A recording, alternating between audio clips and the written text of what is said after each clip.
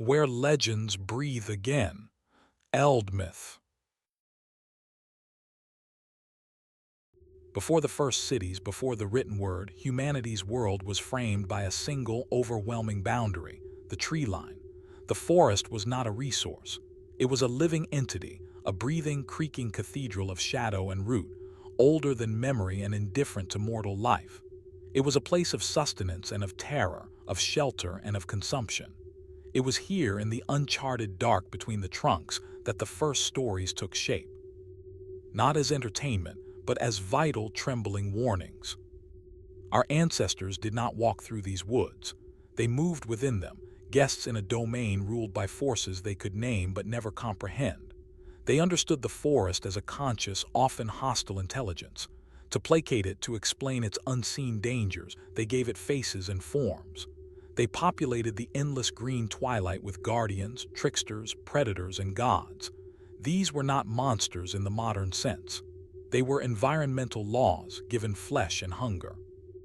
They were the incarnate spirits of starvation after a harsh winter, of madness in the absolute solitude of the deep wood, of the river's sudden, drowning pull, of the sacrificial knife, and of nature's own grotesque, mocking defense. This documentary journeys into that archetypal darkness. We will encounter 5 such beings, each a sovereign of their shadowed realm: the Wendigo, the Leshy, the Yamawaro, Camazotz, and the Bonnacon. They hail from continents and cultures worlds apart, yet they speak the same silent language of leaf, shadow, and bone. They are the ancient bestiary of the forest's soul. But some truths are too sharp, too psychologically corrosive to be passed down intact. Some stories were softened. Some forms were censored. We begin at the tree line, where the firelight ends and the old world watches. In the endless winter forests of the Algonquian peoples, the cold is a presence. It is a voice in the wind, a teeth-chattering silence that consumes all life. But there is a colder thing, a thing born not of weather but of the human heart breaking under the weight of starvation. This is the Wendigo. It does not simply live in the winter. It is the winter given a predatory soul. The earliest stories are clear and terrifyingly psychological. The Wendigo is not a random monster. It is a transformation, a possession. When a person trapped by the deep snows and famine succumbs to the unthinkable act of cannibalism, they invite the spirit of the Wendigo into their soul. The body then reflects the inner corruption. The person wastes away, yet grows unnaturally tall, their frame stretching into a gaunt, skeletal giant. Their skin turns the gray-yellow of old frost, stretched tight over protruding bones. Their eyes recede into black, hungry voids, and from their skull, the antlers of a stag push forth, a cruel mockery of the forest's nobility, now a crown of hunger. Its habitat is the starving place, the lonely trapper's trail where the game has vanished, the abandoned village buried under drifts. It moves with a speed that belies its emaciation, a skittering, wind-blown motion, sometimes heard as the crack of ice on a frozen lake. It is always hungry, a hunger that can never be sated, for it feeds on human flesh, and with each meal it grows larger, colder, and more ravenous. Its true terror is its intelligence. It mimics human voices, the cries of a lost child, the call of a loved one, to lure the compassionate into the white void.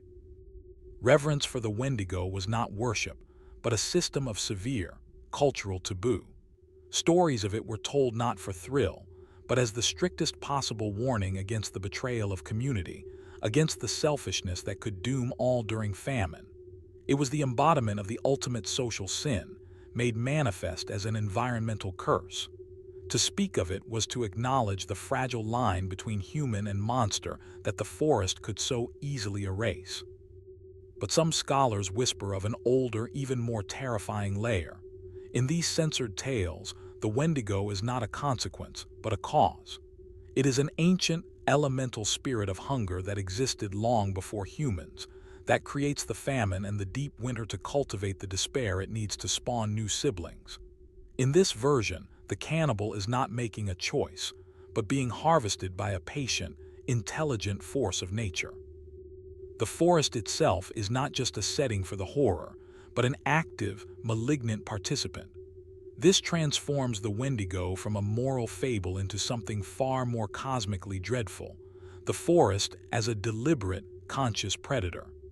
Move from the sterile, hungry cold into the overwhelming, fecund life of the Slavic primeval forest.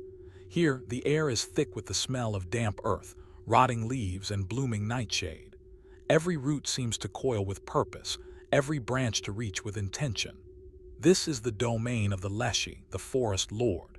He is not a monster to be slain, but a god to be negotiated with. He is the green chaos of the woods, given a singular, capricious will. The Leshy is the forest's consciousness and its warden. His form is mutable, often changing size, from the height of the tallest tree to the stature of a blade of grass. Typically, he appears as a giant of ancient, gnarled wood, moss, and soil, with grass for hair and eyes that glow like swamp gas. He wears simple peasant clothes, but they are inside out, and his shoes are on the wrong feet, a sign of his inverted, otherworldly nature. He carries no weapon. The forest itself is his arm. His behavior is that of a possessive, mischievous, and ultimately territorial spirit. He protects all forest creatures. To hunt without his permission, often granted through cryptic offerings left at the base of a specific tree, is to invite disaster. The Leshy's primary interaction with humans is through disorientation. He is the master of lost paths. With an echoing laugh that sounds like wind through leaves, he will mimic the voices of a traveler's companions, lead them in circles until the familiar path vanishes, and make the sun sit still in the sky. His goal is not always to kill, but to remind. To teach the arrogant woodsman, the greedy hunter, that they are visitors in a kingdom with its own, older laws. Reverence took the form of strict etiquette. Whistling or singing loudly in the forest could anger him. One had to ask aloud for permission to enter, to take a branch, to drink from a stream. Surviving an encounter meant outwitting him with his own rules, wearing your clothes inside out, not looking back, or letting him win a game of riddles. He was a symbol of the wild's inherent, amoral intelligence, a force that could be benevolent, providing game and berries, or brutally punitive, leaving a man to wander until he became part of the forest floor. Yet in older, whispered tales, the Leshy's trickster nature bleeds into something darker. In these stories, he doesn't just mislead travelers, he steals them. He takes children who wander too far, replacing them with cunning, soulless forest mimics known as changeling. Or he enchants a man to believe he has lived a full life, marriage, children, old age, only for the spell to break, revealing he has been dancing with a tree stump for mere minutes, his real life gone. This Leshy is not just a warden, but a jealous collector of human souls, integrating them into the forest's timeless, dreaming tapestry. He represents the forest's desire not just to be respected, but to consume and assimilate, to erase the human spark within its boundless, green embrace. In the deep, mist-shrouded mountains of Kyushu, Japan, where ancient cryptomeria trees stand like silent sentinels, the line between a spirit and a natural phenomenon blurs. Here, in the realm of the Yakai, dwells the Yamawaro. It is a creature of transformation and seasonal flux, a being that embodies the mountain's dual nature as both provider and peril. Originally a variation of the Yamabiko mountain echo and later merging with tales of the Kappa, the Yamawaro is a mountain-dwelling giant. It is described as a hulking, childlike figure, covered in shaggy, waterlogged fur that smells of peat and wet stone. Its most striking feature is its single, large, intelligent eye. It is a master of mimicry, echoing the sounds of the woods, the chop of an axe, the call of a woodcutter, the cry of a lost child, with perfect, disorienting clarity. It is strongly tied to water, often seen washing its hairy limbs in mountain streams or lurking in deep, still pools. The Yamawaro's behavior is paradoxical, reflecting the mountain's own caprice. In one season, it might be a helpful if unsettling presence. Legends tell of it secretly aiding woodcutters, leaving bundles of perfectly cut firewood at a lonely hut or scaring away wolves. It is curious about human tools and rituals. Yet this helpfulness can turn on a dime.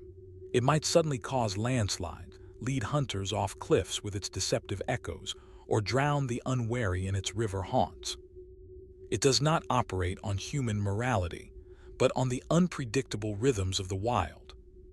The fear and reverence it inspired were tied to its connection with the mountain's bounty. It was seen as a spirit of the harvest, particularly of the mountain vegetables and mushrooms. Offerings of rice or salt were left at the foot of certain trees or by certain pools to ensure a good forage and safe passage. To encounter it was a sign, either of coming fortune or imminent misfortune, depending on its inscrutable mood. It symbolized the essential ambiguity of nature. The same force that nourishes can also, without malice or reason, destroy. But peel back the layers of folklore, and a more primal, perhaps censored form emerges. Some ethnologists suggest the Yamawaro may be a fragmented memory of an indigenous pre-Yamato people of the mountains, rendered monstrous and supernatural by the newcomers. The single eye could be a distortion of a helmet's crest or a ceremonial mask. Its helpfulness reflects trade and knowledge exchange. Its violence, territorial conflict. In this light, the Yamawaro is not just a nature spirit, but a ghost of a conquered people, their history and humanity erased, their memory surviving only as a strange, one-eyed giant in the stories of the victors. It becomes a symbol of the forest as a keeper of forgotten histories, where the very landscape remembers what the chronicles have chosen to forget. Leave the sunlit, leafy forests and descend. Descend into the visceral, stone and blood reality of the Mesoamerican jungle night. Here, the forest canopy is a roof, and the world below is a realm of rustling shadows, screaming howler monkeys, and the sudden, silent rush of wings. This is the domain of Camazotz, the death bat, a god not of the living forest, but of its night, its caves, and its most fundamental transaction, sacrifice. In the Mayan Popolvuh, Camazotz is no mere animal. He is a deity, a house of bats, a sharp-edged instrument of divine vengeance. He dwells in the dark, damp places. The Xibalba, or underworld, is often described as a bat house. His form is the stuff of cave-painting nightmares, a giant humanoid bat with an obsidian knife snout, razor-sharp claws, and a shrieking cry that heralds decapitation. In the epic, the hero twins must spend a night in his house, where he swoops from the darkness to behead the unwary. His behavior is pure predatory efficiency. He is a god of sudden, violent death. He symbolizes the necessity of sacrifice in the Mesoamerican worldview, the blood that must water the world tree to keep the sun rising. He is the knife in the dark, the sudden eclipse, the arterial spray on the temple steps. He is not chaotic but ritualistic. His violence has a purpose within the cosmic order. Encounters with him were not mere legends. They were theological realities invoked in the very architecture of pyramids, which served as portals to his realm. Reverence for Camazotz was absolute, bloody terror. He was feared and honored as a necessary force of renewal through destruction. To enter a cave, to be out in the deepest jungle at night, was to step into his temple. He represented the finality of the forest's claim, the ultimate consumption that awaited all life. The bat, a creature that navigates utter darkness, became the perfect symbol for the unseen, cutting force of fate. However, colonial interpretation and later sanitization tried to soften Camazotz into a simple monster. The true, profound horror of his original context was censored. He was not a villain, but a vital, if terrifying, part of a cosmic cycle. To remove him from this context, to make him just a big bat, is to miss the point entirely. The original Camazotz forces a horrifying sacred truth. That life, especially in the fecund, consuming jungle, is inextricably bound to death. The forest does not just grow, it decomposes, it recycles, it demands payment. Camazotz was the collector, the sacred butcher of the green world, ensuring the balance of a universe that fed on blood and fear as much as on rain and corn. From the sacred terror of the sacrificial bat god, we turn to a creature that seems, at first glance, to belong to a different world altogether. The European bestiary, a realm of moral allegory and grotesque curiosity. Meet the Bonnacon. Described by Pliny the Elder and illustrated in medieval manuscripts, It is a beast that defies the heroic combat narrative. It looks like a bull with a horse's mane and curled, ram-like horns, horns so tightly spiraled they are useless for goring. Its habitat, tellingly, is the deep forest and the remote, uncultivated plains. The Bonnacon's entire mythos revolves not around attack but defense. And what a defense it is. When threatened, it does not charge, it flees. And as it flees, it unleashes its singular weapon, a stream of caustic, burning excrement projected with such force and volume that it can cover several acres, scorching the land, poisoning crops, and searing the flesh of pursuers and their hounds. The illustrations are comically explicit, knights and hunters recoiling in horror as a torrent of fire and corruption rains down upon them. On the surface, it is a parable of pride humbled. The mighty hunter, seeking a glorious trophy, is instead defeated by the most base and ignoble of substances. It is nature's mockery of human martial pomp, a refusal to play by the rules of honorable combat. The forest, through the Bonnacon, declares that it has its own, deeply unfair and profoundly effective methods of survival. It symbolizes the chaos and absurdity that lie at the heart of the wild, a reminder that nature is not a noble adversary, but an amoral force that will use any means to preserve its own. But consider a hidden, more psychological reading. In a world where the church sought to demonize the old pagan forests, what better symbol for the perceived corruption and spiritual poison of the untamed wilds? The Bonnacon's attack is not just physical, it is a defilement. It doesn't just kill, it taints. Its weapon is filth, a metaphor for heresy, for sinful thoughts, for the moral contamination that awaited those who strayed too far from the cleared lands and the church steeple. The forest, in this censored Christian interpretation, wasn't just dangerous, it was actively polluting. The Bonnacon was its unholy instrument, ensuring that those who invaded its depths did not return with glory, but were instead marked, burned, and shamed by an essence as old as decay itself. It is the forest's final, humiliating laugh against human order and cleanliness. Now let the silence settle. We have met the sovereigns. We have heard their stories, felt the edges of their domains. Now look upon the kingdom itself, empty of their immediate forms, yet saturated with their essence. A sea of green, stretching to the horizon, swallowing mountains whole. The wind moves through it not as a breeze, but as a long, slow exhalation. In the clearings where sunlight pools, the air is warm and thick with pollen. In the ravines and under the granite overhangs, it is cold and smells of stone and slow decay. This is not a passive setting. It is the body of the entity we have been dissecting through myth. Listen to its sounds, the distant crack of a branch falling or stepped upon, the gurgle of a hidden stream, water over rocks, or something whispering just below the surface, the rustle in the high canopy, the wind, or something moving with purpose just out of sight. This is the sensory field from which the Wendigo's chill, the Leshy's echoes, the Yamawaro's curious gaze, Camazotz's rushing wings, and the Bonnacon's ignoble flight all emerged. These stories are maps to this silence. They are instructions written in fear and wonder on how to navigate a world that is comprehensively alive and comprehensively other. The empty path, the still pool, the dark cave mouth, they are not vacant. They are occupied by possibility, by the potential for an encounter that rewrites the rules of reality. To stand here is to stand in the nerve center of a planetary consciousness that dreams in roots and shadows, a consciousness that once, out of necessity or mercy, gave us faces to put to our fear. Separated by oceans, culture, and millennia, these five beings are not strangers. They are siblings under the skin of the world. They speak to unified human experiences faced with the forest's infinitude. First, they are all genius loci, spirits of a specific place.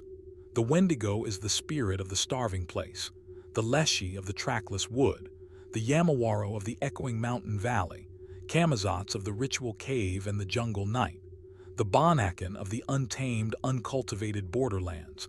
They are not universal, they are local, territorial, fiercely attached to their patch of shadow. Second, they each represent a fundamental breaking of the natural contract. The Wendigo breaks the social contract of sharing. The Leshy breaks the contract of predictable space and direction. The Yamawaro breaks the contract of stable identity and sound. Camazotz breaks the contract of life itself, acting as death's priest. The Bonnacon breaks the contract of honorable conflict, of a fair fight. They are the embodiments of nature's capacity for betrayal of human expectation. Psychologically, they are externalizations of internal fears. The fear of hunger so profound it makes us monstrous Wendigo. The fear of losing our way, physically and mentally, Leshy. The fear of the unknown other watching us, Yamawaro. The fear of sudden, meaningless, or sacrificial death, Camazotz. And the fear of humiliation, of being defeated not by a noble foe, but by chaos and absurdity, Bonnacon. Their deepest connection is their function as regulators. They are the forest's immune system. The Wendigo punishes selfishness and gluttony. The Leshy punishes disrespect and arrogance. The Yamawaro tests curiosity and intention. Camazotz enforces the cosmic price for life. The Bonnacon punishes invasion and hubris. They exist to keep humanity in check, to remind us that we are not the apex of this green world. We are participants in a much older, stricter, and often terrifying order. Today, we have clear-cut the mysteries. We have maps, GPS, and satellite imagery. The forest is a resource, a park, a backdrop for recreation. The ancient sovereigns have, it seems, been dethroned, but they have not vanished. They have migrated. They now dwell in the collective unconscious, repackaged for a world that has conquered the wilderness but not its own psyche. The Wendigo thrives in horror films and novels, its hunger now a metaphor for addiction, consumerism, and the emptiness of modern life. The Leshy and Yamawaro populate fantasy RPGs and anime as forest spirits and monsters, their trickster nature gamified into quests and encounters. Camazotz soars through comic books and superhero lore, his demonic form a template for villains of primordial darkness. Even the absurd Bonnacon finds a home in quirky fantasy bestiaries and games, a reminder of the genre's weird roots. This evolution from sacred terror to entertainment is profound. The fear has become a fascination. The rituals have become gameplay mechanics. The offerings have become fan art. In a way, this is a new form of reverence. We no longer leave salt at the base of a tree to appease the Leshy. We spend hours rendering his digital likeness, writing his lore into code. We keep him alive. But something is inevitably lost in translation. The context of utter, life-or-death dependency on the forest is gone.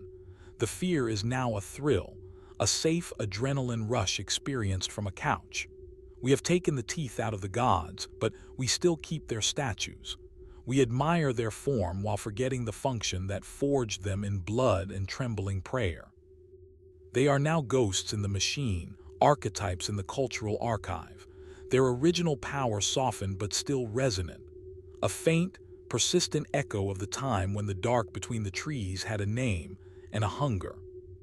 What do these creatures tell us about ourselves? They are not reports of zoology, but revelations of psychology. They are the shadow our early minds cast upon the world. They tell us that humans are meaning makers. We cannot abide a neutral wilderness. We must populate it with intentions, with personalities that explain the storm, the famine, the lost path. A forest that is merely a collection of trees is cognitively unbearable. A forest that is the body of a Leshy, a kingdom with rules and a king, is a place we can understand, even if that understanding is fraught with terror. They tell us that our deepest fears are environmental, not fear of other humans, initially, but fear of the context that contains us, fear of the cold that will not end, fear of the path that vanishes, fear of the sound that is not what it seems, fear of the night that demands payment, fear of the natural law that is absurd and humiliating. We crafted these beings to give those fears a face we could potentially plead with, trick, or flee from. Ultimately, they speak of a relationship of awe. Not the safe, Instagram awe of a nice view, but the terrifying, humbling awe that comes from knowing you are utterly surrounded by a living system that is infinitely more powerful, more ancient, and more complex than you. A system that does not care if you live or die, but operates on cycles you can only dimly perceive. These creatures were the agents of that awe. They were the fingers of the forest's hand, touching the shoulder of humankind and whispering, "Remember your place." We still need them, not as literal threats but as reminders. In an age of climate crisis, of ecological disconnection, their message is more vital than ever. They are archetypal warnings against arrogance, against the belief that we are separate from or masters of the natural world. They are the old gods of ecology, and their scripture is written in fear, respect, and the bone-deep knowledge that the green world has rules and it has enforcers. We stopped believing in them as physical beings at our own potential peril. So we return to the tree line. The fire has burned low. The modern world with its light and noise lies behind us. Before us, the same darkness that has always been. It is easy to say the monsters are gone, that we have banished them with our light, but look closer. In the sudden hush when the forest goes quiet for no reason, that is the Leshy, holding his breath. In the irrational chill that runs down your spine on a warm summer night in the woods, that is the breath of the Wendigo, far away but listening. In the strange, perfectly circular clearing you find with no logical cause, that is the Yamawaro's forgotten playground. In the chaotic, fever-dream panic of being utterly lost for just 5 minutes, that is the Bonnacon's territory. And in the deep, rhythmic pulse you feel in the silence of a cave, a pulse that might be your own heart, or might be the slow, sleeping beat of leathery wings, that is the temple of Camazotz. They were never just in the forest. They were in the relationship between the forest and the human mind. That relationship has changed, but it has not ended. As long as there are shadows that move on their own, as long as there is a path that disappears behind you, as long as the night holds sounds we cannot name, the old bestiary remains open. Its pages are the rustling leaves. Its ink is the flowing mist. Its authors are the wind and the root and the starved winter moon. The guardians of the green dark are not extinct. They are patient. They are waiting for us to forget our maps, for our lights to flicker and die. And when we do, we will hear it again. The crack of ice, the echo in the trees, the rush of wings, the laughter in the leaves, and we will remember in our blood and bones the oldest truth of all. The forest knows your name. It always has. Another legend fades, but the next awaits. Like this video, subscribe and continue the journey through myths.